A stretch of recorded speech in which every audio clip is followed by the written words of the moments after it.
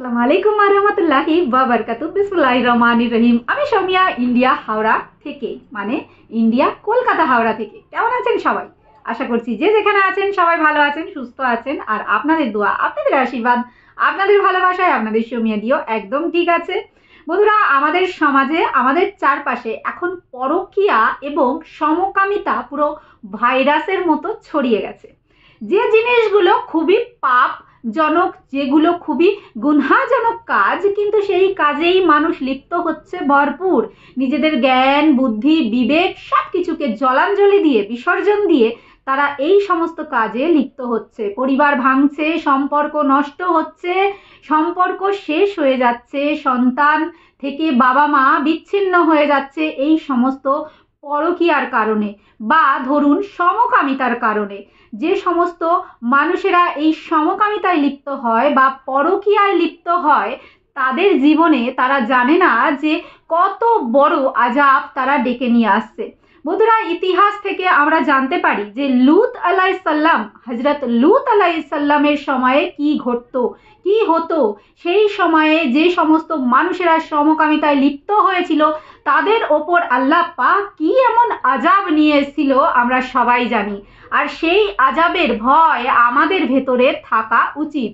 কারণ একটা সময় যখন লূত আলাইহিসসালামের কমেরা, মানে লূত আলাইহিসসালামের গোষ্ঠীর লোকেরা এই সমস্ত সমকামিতায় লিপ্ত হয়েছিল, যে মেয়েরা মেয়েদের সঙ্গে সমকামিতায় লিপ্ত হয় এবং ছেলেরা ছেলেদের সঙ্গে সমকামিতায় লিপ্ত হয়। আর এটা যখন চরম পর্যায়ে পৌঁছে যায়, যখন আমাদের নবী হযরত লূত আলাইহিসসালাম কোনো মতেই সেই কমের মানুষকে বুঝিয়ে পারে না, তখন আল্লাহ পাকের সেই আযাব নাজিল হয় তাদের ওপরে। বন্ধুরা, এখনো সেই মূর্তি, পাথরের মূর্তি এখনো আমাদের চোখের সামনে বিদ্যমান। আমরা সেই মূর্তি সম্পর্কে এখনো জানি যে হযরত লূত আলাইহিসসালামের স্ত্রীকে কিভাবে আল্লাহ পাকের আযাব দ্বারা তাকে মূর্তিতে পরিণত করা হয়েছিল, পাথরে রূপান্তরিত করা হয়েছিল। তো এই সমস্ত ঘটনা থেকে আমাদের শিক্ষা নেওয়া প্রয়োজন। এই সমস্ত ঘটনা থেকে আমাদের ভেতরে ভয় জন্মানো অতিরিক্ত আবশ্যক বন্ধুরা। কারণ কিয়ামতের দিন এর হিসেব কিন্তু আমাদের দিতেই হবে।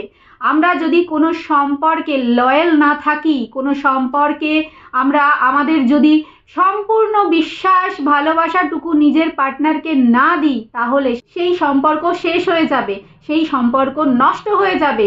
সাথে সাথে দুটো জীবন শুধু নয়, তার সাথে তাদের সন্তানদের জীবনও শেষ হয়ে যাবে। আর এটা কিন্তু ঈশ্বর, আল্লাহ, ভগবান, গড, যে নামেই ডাকুন না কেন, সে কিন্তু কোনো মতেই ভালোভাবে এই বিষয়টা মেনে নেবেন না। সুতরাং আপনাদের কাছে আজকের এই ভিডিওর দ্বারা আমার এই মেসেজটাই পৌঁছানো ছিল যে তোমরা যদি স্বামী স্ত্রীর মধ্যে তোমাদের সম্পর্ককে মজবুত করে গড়ে তুলতে চাও, তাহলে শুরু করো বিশ্বাস দিয়ে। বিশ্বাসের ভিত দ্বারা তোমাদের সম্পর্ককে স্থাপন করো।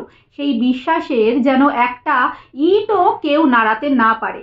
হ্যাঁ, হতে পারে তোমরা স্বামী স্ত্রীর সঙ্গে বনিবনা হচ্ছে না, মিল হচ্ছে না, তারা থাকতে পারছে না। তাহলে সেটা ক্লিয়ারলি দুজনে ডিসকাস করো, পরিবারের সঙ্গে ডিসকাশন করে সেই সম্পর্ক থেকে বেরিয়ে আসো। কিন্তু এটা নয় যে সেই সম্পর্কে থাকা সত্ত্বেও একজনকে অন্ধকারে রেখে তুমি আরেকজনের সঙ্গে দিনের পর দিন পরকীয়া করে যাবে। তো এটা অতিরিক্ত গুনহাজনক এবং পাপজনক একটা কাজ, যেটা কিন্তু অনেক অনেক বছর আগে, মানে ইতিহাস থেকে আমরা আজও জানতে পারি এবং প্রমাণ আমাদের চোখের সামনে রয়েছে সেই লূত আলাইহিসসালামের স্ত্রীর পাথর হওয়া সেই মূর্তি। তো বন্ধুরা, আজকে এই ভিডিওর দ্বারা আমি আপনাদেরকে কিছু বোঝাতে পারলাম?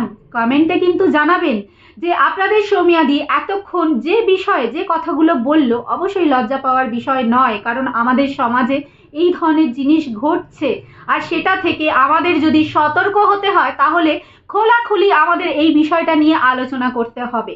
তো আজকের ভিডিওতে আমি আপনাদের এটাই মেসেজ দেওয়ার চেষ্টা করলাম যে সমকামিতা থেকে এবং পরকীয়া থেকে নিজেকে দূরে রাখুন।